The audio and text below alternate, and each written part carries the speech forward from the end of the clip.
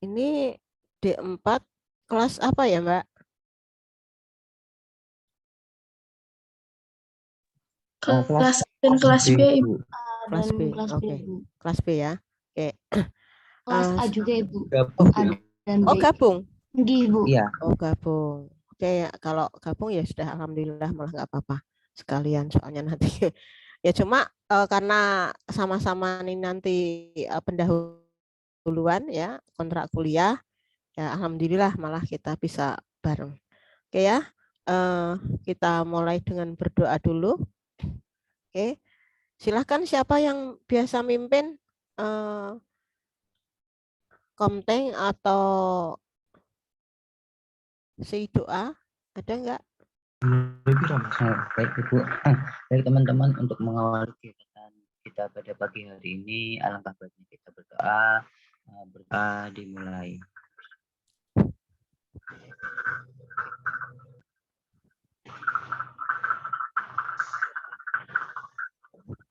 Amin.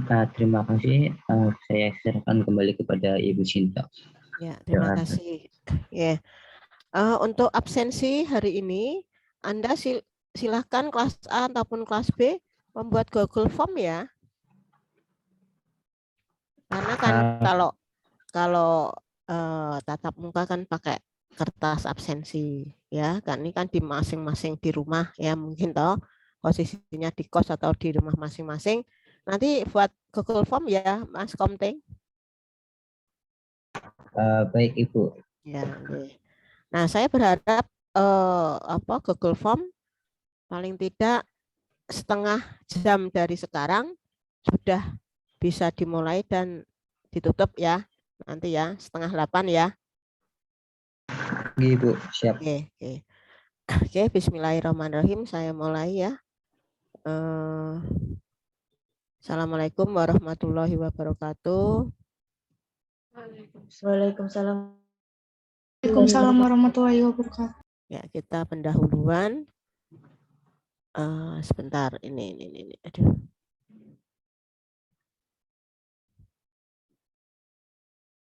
Maaf, ini saya sebetulnya mau share ini dulu kok. Apa?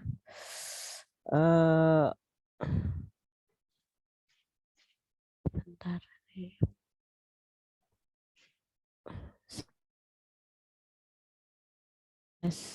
Ya, RPS.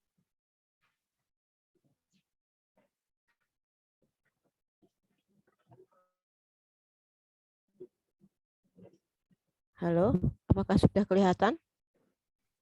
Sudah terlihat. Oke, jadi untuk RPS IHC saya tim dengan Bu Maya Damayanti ya, spesialis patologi anatomi dari Rumah Sakit Tugu ya beliaunya. Oke, karena beliau adalah NIDK, dosen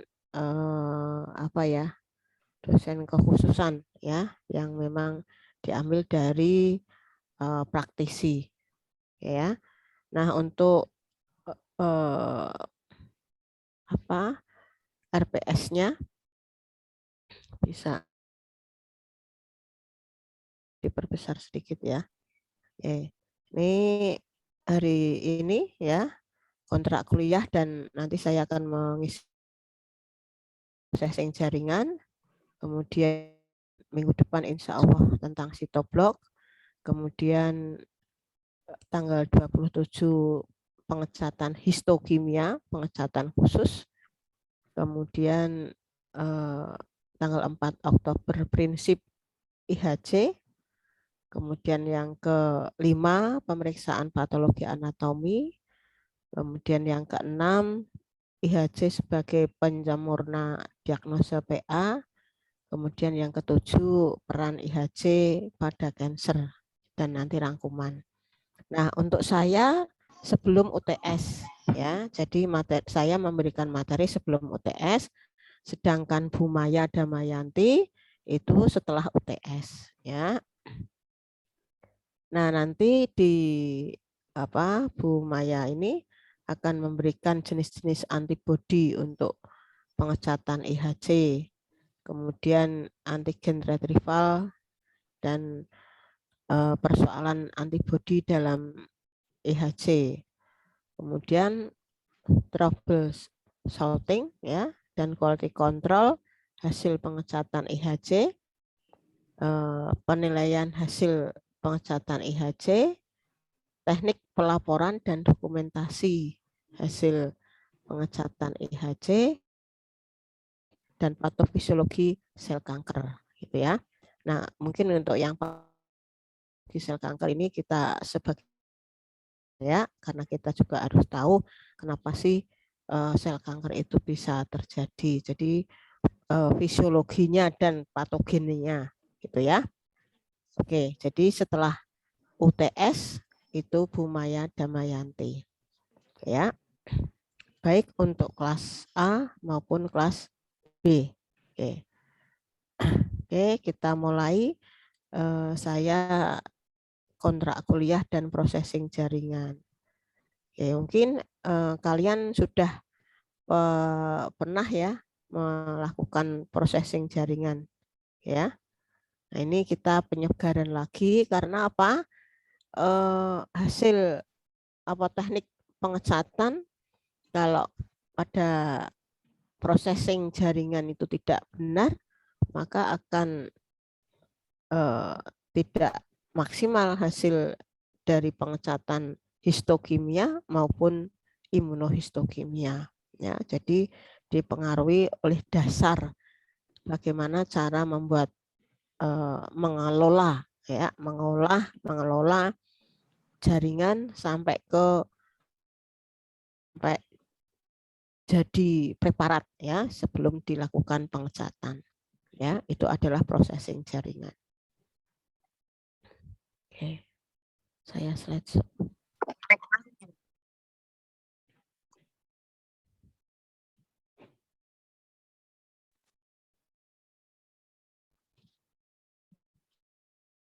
Ya.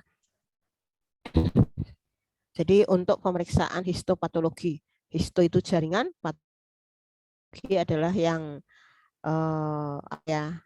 mengalami kelainan ya. Jadi jaringan-jaringan yang mengalami kelainan.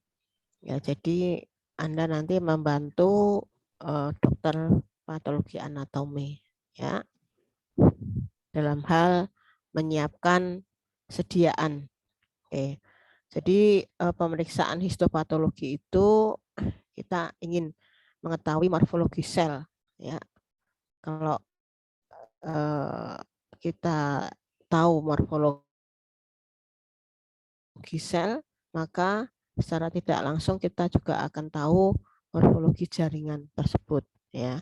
Karena sel itu adalah satuan terkecil dari makhluk hidup, kemudian jaringan. Kita tahu maka kita akan lebih tahu bagaimana hasil ya pemeriksaan yang akan kita lihat. Morfologi sel ini ya kita tidak mikroskop nggak bisa ya, harus dengan mikroskop. Kita tahu sel satuan terkecil dari makhluk hidup, sel darah misalnya ya.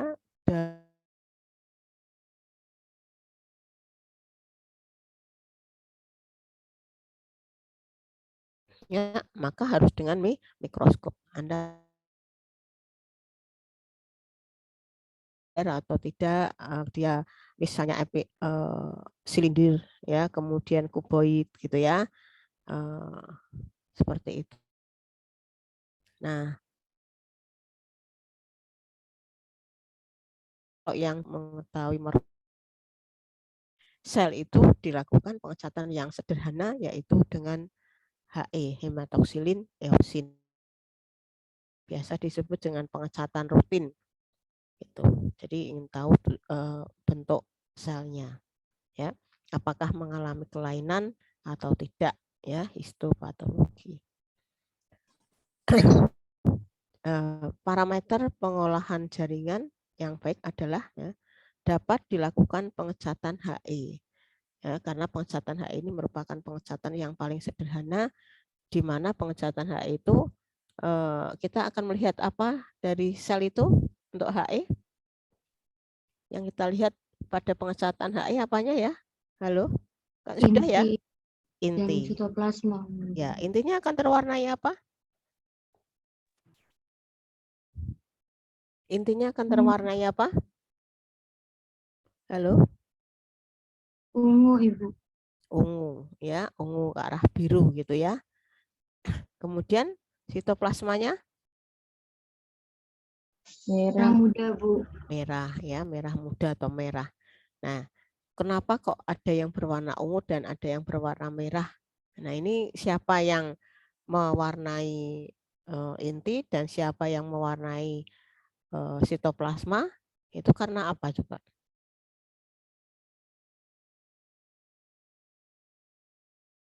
Nah, kepanjangan dari HE itu apa toh? Hematoksilin eosin, Bu. Hematoksilin eosin. Jadi cat itu terdiri dari hematoksilin dan eosin. Hematoksilin itu sifat dari larutannya gimana? Asam, basa, atau netral, atau bagaimana? Yang bertujuan mengecat apa dari sel itu? Halo, ini dasar loh ya. Kenapa sih ya dapat dilakukan pengecatan HE? HE itu kan pengecatan yang paling sederhana ya. Kenapa ini? Hematoksilin itu sifatnya asam atau basa? Basa. Basa. Nah, kalau larutan basa akan mewarnai bagian sel yang apa? Yang seperti apa? Dan siapa dia? Sitoplasma kah atau inti kah? Nah, Inti, Bu. sifatnya gimana? Inti. Inti sifatnya apa? Basa. Yang benar. Asam. Ya. Nah, kalau biasanya kalau bagian-bagian sel itu yang pH-nya ya asam atau basa, dia akan mengikat larutan yang sebaliknya ya supaya dia kondisinya netral seperti itu. Ya, jadi hematoksilin yang bersuasana basa akan mengecat inti yang bersuasana asam ya. Sehingga intinya akan berwarna biru ungu ya seperti itu. Sedangkan sitoplasma suasananya apa? Asam atau basa dan dia akan terwarnai oleh eosin. Eosin kondisinya atau suasananya asam atau basa. Jadi sebaliknya. Gitu ya. Itu prinsip. Jadi kalau pengecatan parameter pengolahan jaringan. Jadi pengolahan jaringan itu nanti ada apa? Ada yang bisa? Pengolahan jaringan itu terdiri dari apa saja? Halo. Fiksasi. Nah, fiksasi ya. Kemudian apa? Nah, itu ya. Jadi indikatornya adalah HE. Kemudian yang kedua adalah pengecatan histokimia. Histokimia itu pengecatan khusus ya untuk jaringan. Kemudian yang ketiga imunohistokimia ya. Pengecatan yang menggunakan antibodi imun ya yang diperoleh ya memang yang sudah dibuat ya di mana di situ merupakan markernya gitu ya. Oke. Nah, prinsip dari pengolahan jaringan ini dengan tujuan akhir memperoleh potongan jaringan dengan ketebalan 2 sampai 7 ya. Tapi rata-rata itu 3 sampai 5 ya, 3 sampai 5 mikrometer ya. Jadi kecil sekali. Nah, bagaimana kalau kita ingin memotong itu harus diapakan kalau kita memotongnya itu tipis? Apakah bisa dengan pisau biasa? Ya. Kira-kira bisa nggak kalau kita motong jaringan daging dengan ketebasan ketebalan 3 mikrometer? Tidak bisa, Ibu. Nah, supaya bisa harus diapakan? Menggunakan mikrotom. Potong, Ibu. Itu memotongnya menggunakan mikrotom. Kenapa kok menggunakan mikrotom? Karena ada ukurannya. Ada ukurannya. Nah, supaya jaringan itu bisa dipotong dengan mikrotom harus diapakan? Diproses terlebih dahulu. Embedding dulu. Prosesing jaringan. Harus dipadatkan. Ya, kenapa kok jaringan itu harus dipadatkan supaya dalam pemotongan jaringan itu tingkat ketipisan ya itu bisa diatur. Ya. Tapi kalau tidak dipadatkan meleot-meleot nggak bisa. Ya. Jadi harus dipadatkan. Dipadatkan dengan apa? Parafin. Nah, supaya bisa dipadatkan dengan parafin, langkah-langkah apa saja yang harus dilakukan? Paham ya? Halo? Paham, Bu. Ya. Anda pernah motong daging yang dari freezer? Pernah. Nah, ya, baru Anda keluarkan dari freezer, Anda potong, terus yang satunya sudah didiamkan, mungkin setengah jam. Nanti bagaimana posisi daging itu?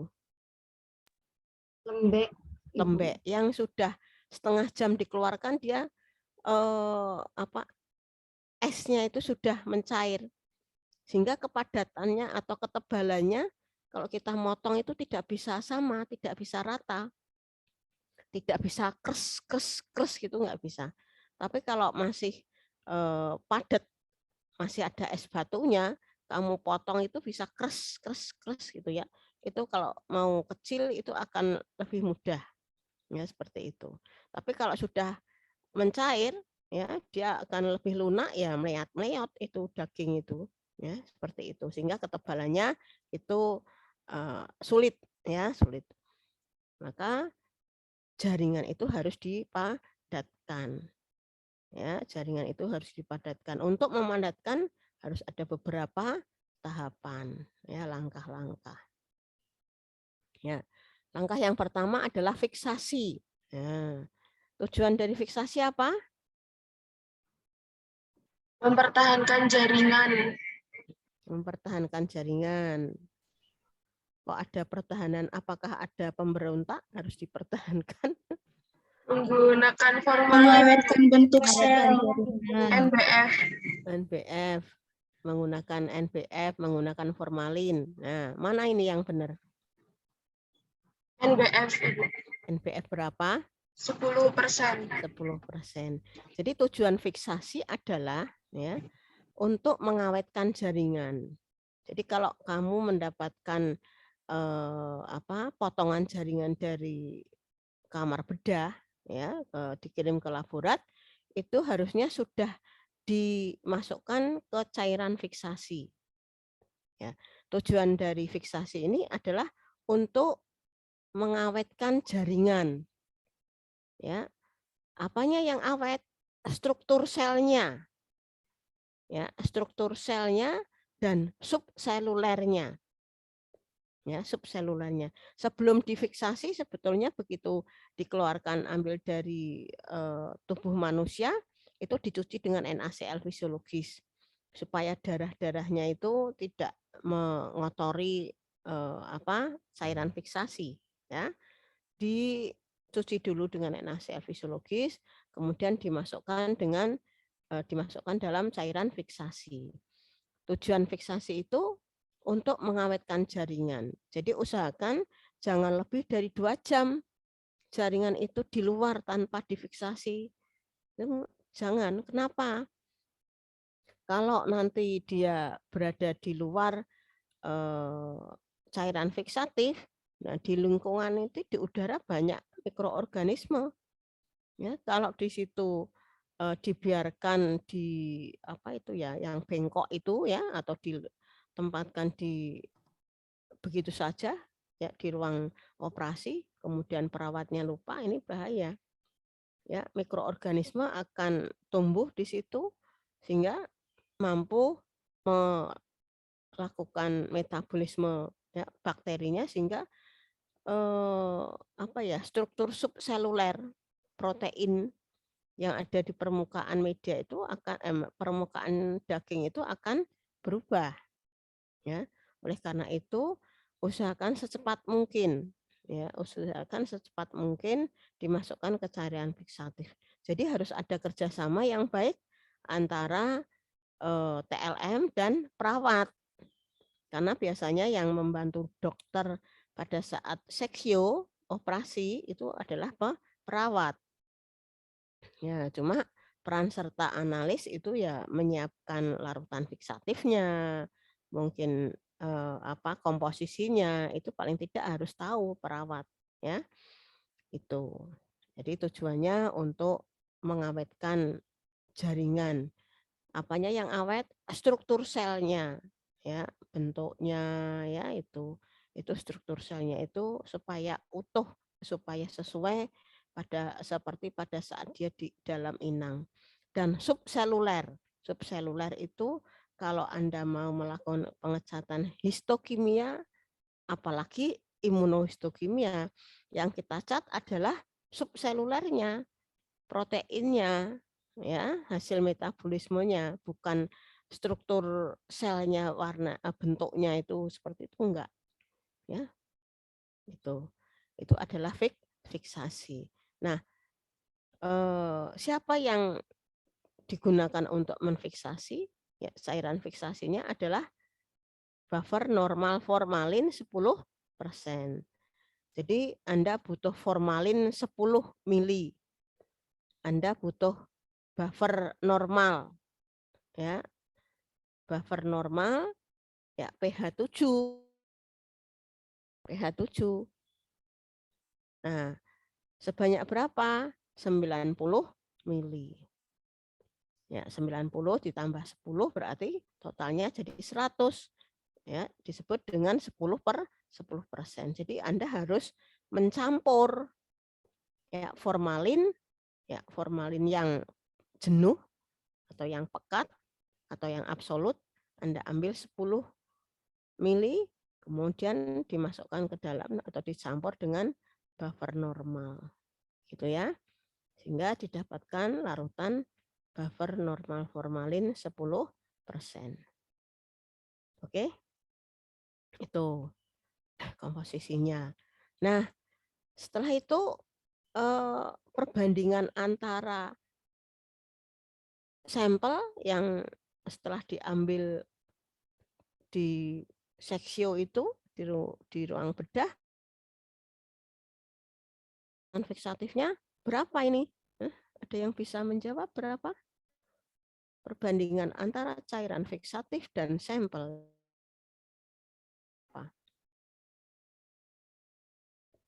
Halo? Masa nggak ada yang tahu perbandingannya?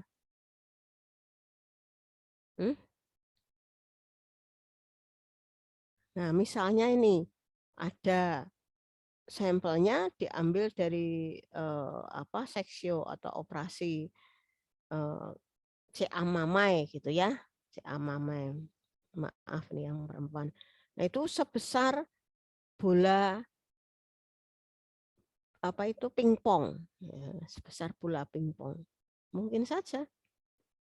Nah, seorang perawat kan tidak ngerti bagian mana sih yang tersangka, terduga, ya, yang merupakan jaringan yang patologis. Nah,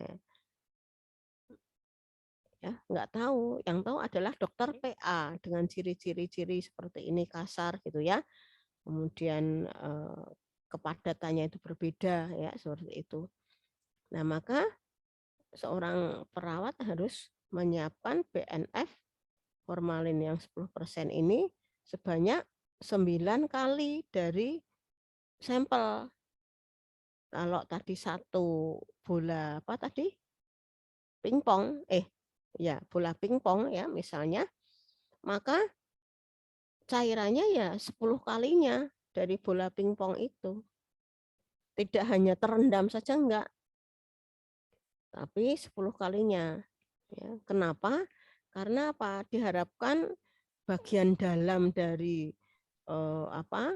organ tersebut bisa ditembus, ya. Kalau hanya sedikit nanti bagaimana? Dan biasanya kalau besar sampelnya atau bahan pemeriksaannya ditusuk dengan jarum gitu, seret bagian tertentu, seret gitu ya, tusuk aja supaya apa? Cairannya bisa masuk ke dalam, ya, untuk menstimulus biar cairan yang agak ke dalam itu bisa awet, ya, seperti itu. Oke ya. Nah, cairan fiksatif ini biasanya didiamkan selama berapa jam ini? Halo? 24 jam atau 12 jam. Ya, kemarin itu ada penelitian dari kakak kelasmu ini. Ya, dia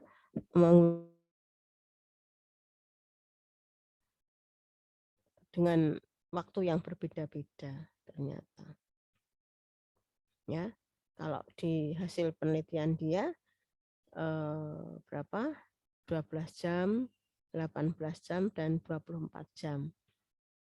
Ya, itu 18 jam itu yang paling baik, ya, seperti itu. Oke. Ya, itu waktu fiksasi. Perbandingannya ada berapa perbandingannya tadi?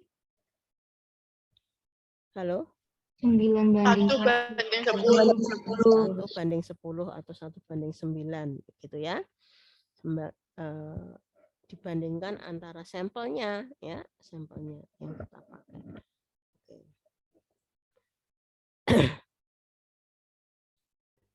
Nah, setelah fiksasi kita potong, ya, biasanya ini adalah tugas atau kewenangan dokter PA. Namun demikian, ATLM itu diminta untuk bisa, ya, memotong jaringan-jaringan tadi, yang misalnya tadi CA mamae, ya, bagian mana itu analis dilatih oleh dokter. Kenapa? Nanti kalau ada sampel, kemudian dia itu pergi, nah kacau ini. Padahal perginya nggak hanya 1 hari saat itu, tapi 2-3 hari, ya kan, sayang. Oke ya, biasanya TLM juga diajari, ya, dan biasanya juga ikut pelatihan-pelatihan TLM, gitu ya. Bagian yang seperti apa yang diambil atau dipotong berapa kali berapa, ya, seperti itu untuk nantinya dilakukan proses selanjutnya. Nah, itu. Kemudian kalau sampelnya itu tulang, maka dilakukan dekalsifikasi. Apa itu dekalsifikasi? Pelunakan. Pelunakan. Ya. Apanya yang dilunakan? Tulangnya. Ya, tulangnya. Nah, karena apa? Pada bagian sampel yang ada tulangnya itu ternyata ada sesuatu yang aneh gitu ya. Itu untuk bisa dipotong maka harus dilakukan pelunakan. Dengan menggunakan apa cairannya biasanya pelunakan? Halo? Baru kemarin loh ya. Asam? Nitrat atau sitrat? Halo? Pernah dengar nggak kamu dekalsifikasi larutannya apa?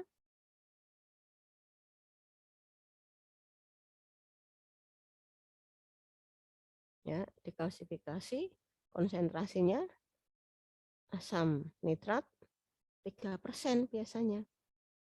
Kemarin ada beberapa penelitian dari kakak kelasmu, dia dekalsifikasi dari ada daun kedondong, ya, ada kulit jeruk, ya, boleh saja treatment. Cuma zat aktifnya itu bagaimana cara mengambilnya? Apakah sama dengan dekalsifikasi yang menggunakan asam nitrat, ya? 3%. Seperti itu. Ya, itu kalau tulang. Ya.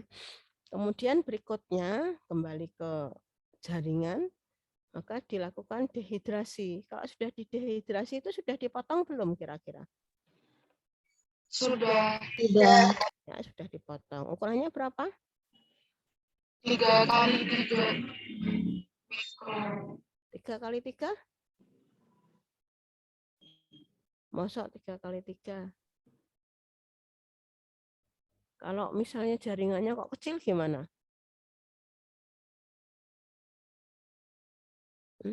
Terus kasetnya 3 kali 3 bisa masuk? Nggak kebesaran? 3 kali 3. Berapa? 3 kali? 3 mm. 3 mili? Mikro. Halo. MM itu apa? Miliar? Halo, yang lainnya mana? Ya.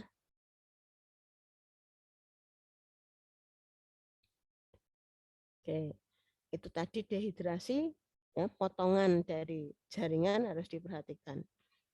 Ya, biasanya 1 kali 1 meter, 1 senti kali 1 senti, kecil, ya. Itu dilakukan dehidrasi. Dehidrasi biasanya menggunakan apa? Yuk. Alkohol. Alkohol bertingkat. Alkohol bertingkat menghilangkan apa kalau dehidrasi itu? Air. Menghilangkan air.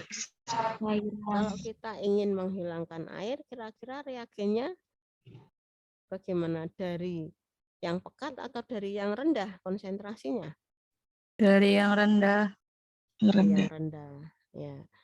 Rendah ke yang tinggi, bertingkat, gitu ya. Misalnya 50%, kemudian 70%, 80%, kemudian barulah 90%. Fungsinya apa? Dehidrasi. D itu apa?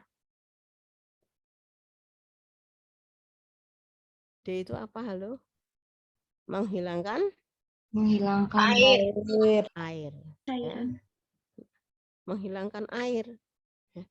Kenapa kok dihilangkan airnya di dalam jaringan itu? Biar nggak cepat busuk. Biar nggak cepat busuk.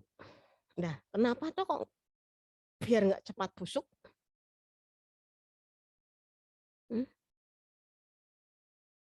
Dehidrasi. Dihilangkan airnya dari konsentrasi yang rendah ke konsentrasi yang tinggi, gitu ya. Nah, Ya, Bu. tadi kalau fiksasi itu tadi biar nggak cepat busuk nggak ini? Biar nggak kena bakteri-bakteri lain. Dehidrasi artinya apa? Dehidrasi. Ya, hidrasi itu air, ya. Jadi menghilangkan air. Nah, kenapa kok dihilangkan airnya? Ya, dari konsentrasi alkohol rendah ke alkohol tinggi. Ya, tingginya kalau bisa range dari konsentrasi itu tidak terlalu jauh, misalnya 50 kemudian 80 jangan. 50, 70, 80, 96 ya seperti itu atau absolut gitu. Kenapa kok airnya harus dihilangkan? agar dapat diisi dengan parafin. Ya, oke. Jadi kira-kira parafin itu apa sih? Senyawa apa sih parafin itu? Karbohidrat kah, lemak kah, atau protein kah? Parafin itu apa toh? Apa? Lemak. Ya, lilin atau lemak, wax gitu ya. Lemak. Kira-kira air dan lemak atau lilin itu bisa campur enggak? Tidak bisa, Bu. Tidak bisa campur, maka airnya harus dihilangkan supaya apa? Jaringan itu terisi oleh parafin. tadi yang saya sampaikan di pertama, harus dalam bentuk padat supaya mudah dipotong, ya seperti itu. Ya, didehidrasi. Setelah dehidrasi, di-clearing. Clearing. Tujuannya clearing itu apa toh? Pembeningan. Pembernihan. Pembeningan. Pembeningan, penjernihan supaya jernih, ya, supaya jernih. Nah, tadi dehidrasi, indikatornya dehidrasi memang tidak ada air, ya di situ cairannya lebih pekat sehingga lebih ke arah lebih pekat, ya benar ya, sehingga airnya akan hilang, ya seperti itu. Nah, kalau di situ airnya belum hilang, nanti proses selanjutnya tidak akan baik. Ya. Nah, kemudian clearing penjernihan. Reagennya apa sayang? Silol. Silol. Ya, silol. Kemarin ada yang menggunakan minyak pinus, ada yang menggunakan minyak kayu putih, ya, untuk clearing dan deparafinisasi. Ada clearing, ya, untuk menjernihkan silol, ya. Karena apa? Alkohol dengan silol itu dekat, ya, sehingga kalau menghilangkan alkoholnya, ya, supaya jaringannya jernih, itu dikasih dengan silol, ya, jaringannya akan kelihatan jernih, gitu ya. Jadi bisa Anda lihat di foto sebelum dan sesudah dengan clearing itu harusnya gambaran makroskopisnya jaringan itu seperti apa. Itu harus bisa terlihat kejernihannya. Kemudian impregnasi. Impregnasi itu apa?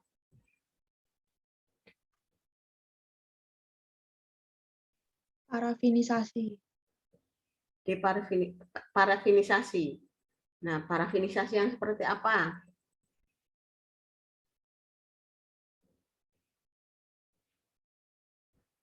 Ya, parafin menggunakan parafin yang apa ini? Yang cair. Jadi parafin itu ada parafin yang cair dan ada parafin yang padat. Kita menggunakan parafin cair. Supaya apa? Sel-selnya, ya, di antara sel itu juga terisi oleh parafin. Jadi pada saat kita membuat blok itu, ya, sela-sela jaringan itu yang terisi oleh parafin cair, dia akan dengan mudah, ya, terisi dengan parafin yang sudah dicairkan, ya, padat yang dicairkan, ya. Kalau pada suhu mendidih dia akan cair parafin itu, tapi kalau pada suhu 45 dia akan membeku. Gitu ya. Itu clearing, ya, menjernihkan. Tadi setelah clearing adalah tadi impregnasi, ya, maaf kok. Embedding. Embedding itu apa? Penanaman jaringan. Ngeblokan jaringan. Pengeblokan, ya, penanaman jaringan boleh atau pengeblokan. Jadi Anda ambil kaset, ya, bukan kaset piringan hitam, bukan, ya, kaset tape recorder, bukan, tapi kaset untuk jaringan, ya. Itu Anda siapkan apa? Parafin padat yang sudah dicairkan. Nah, kalau sudah posisi cair tapi belum membeku, ya, diangin-anginkan sebentar, kemudian jaringan tadi yang sudah dipotong, ya, ukurannya berapa, ya, itu kita masukkan di dalam kaset itu, ya, kemudian kita dengan parafin yang dicairkan, ya, itu embedding. Setelah cutting, pemotongan, ya, dengan mikrotom. Mikrotom itu alat untuk memotong jaringan, ya, memotong blok, gitu ya, dengan ketebalan yang sudah diketahui, ya. Di situ ada takarannya, ya, takarannya berapa mili yang diinginkan. Oke ya. Setelah dipotong dengan mikrotom, kemudian diapakan? Halo? Warna Tiny. tiny. Nah, di sini ada ya.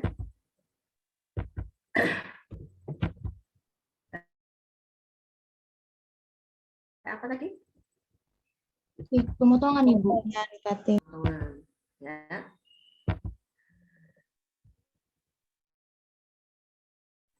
Ya, jadi ketebalannya ada yang lebih tipis lagi, 3 mikrometer sampai 5, ya. Itu harus dipotong dengan mikrotom. Kalau dengan siletmu bagaimana? Ya bisa, tetapi tidak standar, nanti ada yang layout. Ya. Kalau membuat blok itu tadi, cara membuat bloknya bagaimana? Ya.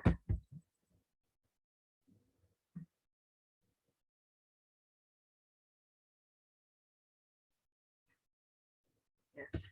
Ini media itu adalah parafinnya ya. Parafinnya tidak boleh kotor, tidak mengandung kristal. Dan jaringannya kecil ditaruh di dasar cetakan blok. Kemudian didinginkan ya, seperti itu. Biasanya di kulkas gitu ya, agak dingin, lalu dimasukkan kulkas supaya dia terisi semuanya. Ya seperti ini. Ini jadul ya, zaman dulu. Pitanya, pita bloknya itu kaset. Itu ada apa ya, kayak kasa atau kayak kertas ya, yang sudah dikasih tulisan dengan pensil ya, sehingga dia tidak hilang kena lilin, seperti tidak hilang ya, untuk identitas. Oke. Yang penting kemudian ini tadi parafin ya, keras, tidak rapuh, tidak terlalu rendah atau tinggi. Jadi parafinnya keras, bukan parafin cair, kemudian tidak mudah rapuh, mudah moprol gitu, tidak. Ya, jadi madet gitu. Tidak terlalu rendah dan tidak terlalu tinggi. Ya, suhu ada proses apa ya, titik lebur dan titik didihnya. Ya. Nah, pemotongan ya, dipotong menggunakan apa? Alat pemotongnya namanya Mikrotom. Nah, ini pemotongan ini tujuan kita apa? Kalau mau dicat dengan IHC, ya kita harus pakai objek gelas yang ada polyelisinnya. Ya, tidak boleh albumin, tapi kalau yang jaringan biasa, yang histokimia ataupun rutin, maka ya objek gelasnya itu hanya dikasih apa? Objek gelasnya dikasih apa? Objek gelasnya? Halo? Al, dikasih apa untuk yang rutin? Objek gelasnya dikasih apa untuk menempelkan jaringan yang sudah dipotong itu? Halo? Halo? Untuk jaringan yang sudah dipotong, dikasih apa? Masa nggak ada yang ngerti? Objek gelas. Albumin. Ya, albumin. Kemarin praktek nggak? Praktek Ibu. Ya. Nah, jadi pada saat dipotong, ya itu objek gelasnya untuk yang rutin dikasih. Untuk IHC itu ada lapisan enzim polyelisinnya, ya seperti itu. Itu yang membuat mahal ya objek gelasnya. Oke. Nah, untuk menempel, halo, diletakkan di mana supaya parafinnya itu lunak, tidak hilang ya, belum hilang, melunak, itu diletakkan di mana? Water bath Terbit. Water bath. Pada suhu 50 derajat. ya 50 ya. 50 berapa? Ya, paling enggak 55 maksimal ya. Kalau terlalu tinggi nanti jaringannya akan kacau ya. Matang nanti ya. Jadi 55 baik untuk yang enzim ya, untuk enzim subselulernya dia tidak akan rusak. Ya, 50 pun juga itu sudah lumayan membuat rusak jaringan yang akan dilakukan pengecatan dengan IHC. Jadi memang harus cepat. Nah, kemudian ditempelkan di objek gelas. Ya, objek gelasnya sudah dikasih albumin atau objek gelas polyl lisin. Gitu ya. Tuh, pada saat dipotong. Setelah dipotong, kita akan tahu gini nih. Nah, ini pada saat Anda clearing, setelah di-clearing, pokoknya sudah dipotong, hasilnya akan kelihatan. Clearing menggunakan silol, clearing menggunakan selain silol, itu pada saat makroskopi sebelum dicat itu akan kelihatan. Ya, itu berbeda. Gitu ya. Setelah itu barulah dilakukan apa sebelum dicat? Halo? Setelah kita sudah nempel persediaan, kapanpun silahkan. Sebelum dilakukan pengecatan, langkah pertama apa? Anda punya preparat? Halo? Mana ini? Halo? Dilakukan apa? Deparafinisasi. D itu hilang parafin, jadi menghilangkan parafin. Kenapa kok parafin dihilangkan pada saat proses pewarnaan? Kenapa kok parafinnya harus hilang? Agar jaringannya Biar bisa diwarnai, Bu. Bisa diwarnai. Nah, kenapa kok harus dihilangkan airnya? Ya memang diwarnai. Kenapa kira-kira? Kembali yang tadi clearing ya, dan silol tadi. Nah, kira-kira air dan parafin itu bisa menyatu nggak toh? Tidak. Nah, kalis ya, hilang ya.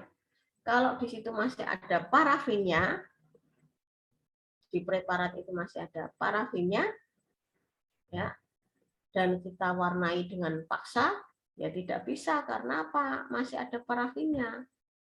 Parafin itu lemak. Lemak kalau dikasih air, ya tidak bisa berikatan, kalis dia. Ya. Dia tidak mau nempel, ya seperti itu. Oke ya, maka parafinnya dihilangkan dengan tujuan tadi menghilangkan parafin. Yang kedua, memudahkan penyerapan cat. Selnya itu kalau sudah tidak ada parafinnya dan dia sudah menempel, sudah dipotong ya seperti itu, maka siap dilakukan pengecatan. Paham ya? Insya Allah paham, Ibu. Kalau sudah deparafinisasi, menghilangkan parafin, ya, maka Anda harus lakukan apa? Deparafinisasi menggunakan apa?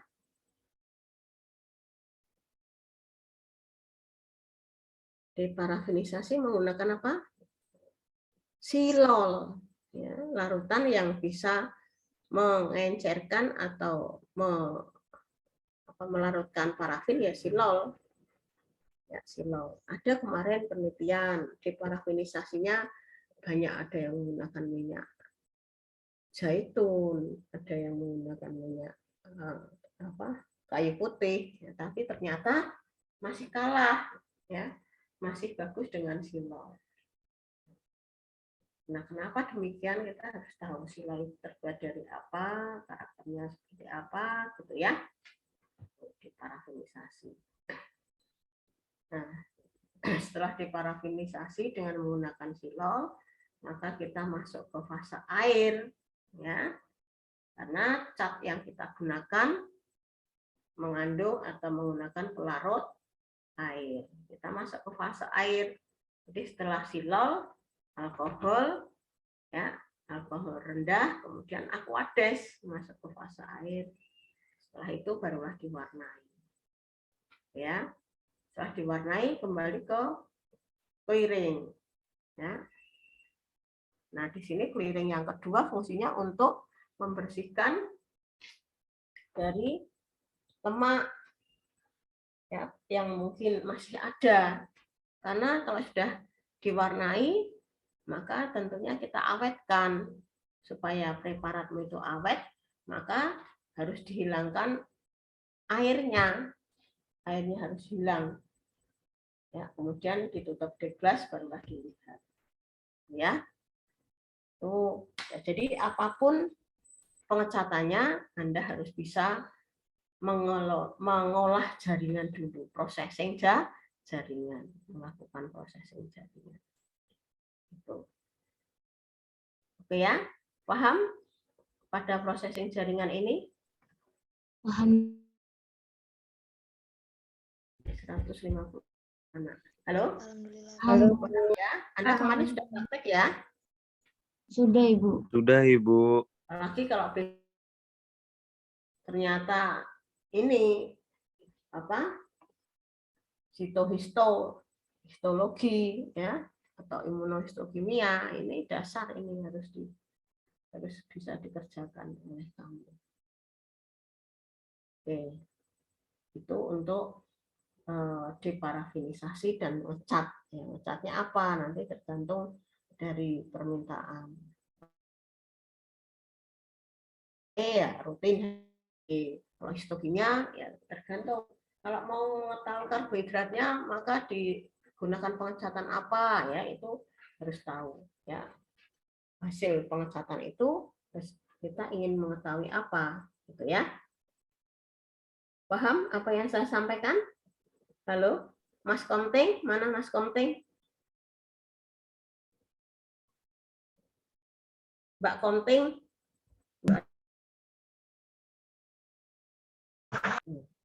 Gimana Google Form-nya sudah terisi belum? Sudah, Ibu. Ada 149 jawaban. Oh ya. Ada yang belum? Siapa dia? Ya, silahkan isi Google Form kehadiran, ya. Ya.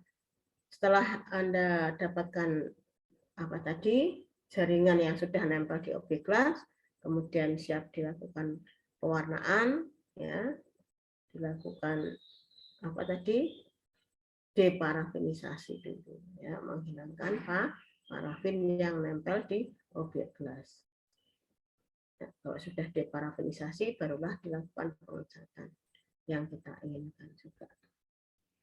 Oke, saya kira itu ya kontrak kuliah dan pendahuluan processing jaringan. Silakan, ada yang bertanya. Kelas A dan kelas B, processing jaringan.